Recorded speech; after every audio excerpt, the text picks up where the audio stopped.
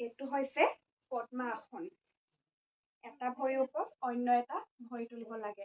যেতিয়া আমি মূলাধাৰ চক্ৰটো জাগ্ৰত কৰিবলৈ মন্ত্ৰ জপ কৰিম, তেতিয়া আমি পদ্মাসনত বহিম। লগতে আমি জ্ঞান মুদ্ৰা প্ৰয়োগ কৰিম। জ্ঞান মুদ্ৰাটো হৈছে বুঢ়া আঙুলি আৰু তৰ্জনী আঙুলিটো লগ লগাই পেলাই শূন্য আকাৰ দি কৰা হয়। এইটো হৈছে জ্ঞান মুদ্ৰা। জ্ঞান মুদ্ৰাটো লোৱাৰ পিছত আমি ওমটো উচ্চাৰণ কৰিম।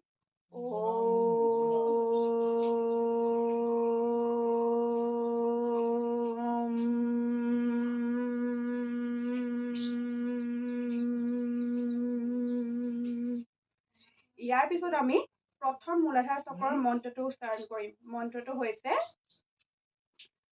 ওম ক্ৰীম কালিকেই নমঃ। এতিয়া যিটো প্ৰথম আমাৰ মূলাধাৰ চক্ৰ হৈছে, সেইটো শাৰীৰিক শক্তি, আমাৰ ভৌতিক শক্তি, ৰোগ প্ৰতিৰোধ ক্ষমতাৰ সৈতে জড়িত হৈ থাকে। আৰু আমি এই চক্ৰটোৰ সৈতে অধিষ্ঠাত্ৰী দেৱী স্বৰূপে মা কালীক মানি আহিছো। গতিকে তেখেতৰ যিটো বীজ মন্ত্ৰ ওম ক্ৰীম কালিকাই নমঃ, এই মন্ত্ৰটো আমি জপ কৰোঁ। আৰু এই মন্ত্ৰটো নিৰন্তৰ আমি 108 বাৰ প্ৰতিদিনে জপ কৰিব লাগে। তেতিয়া আমাৰ মূলাধাৰ চক্ৰটো সক্ৰিয় হৈ পৰে। যেতিয়া মূলাধাৰ চক্ৰটো সক্ৰিয় হৈ পৰে, তেতিয়া আমাৰ শাৰীৰিক সক্ষমতা বাঢ়ে, আমাৰ বৌদ্ধিক বিকাশ ঘটে।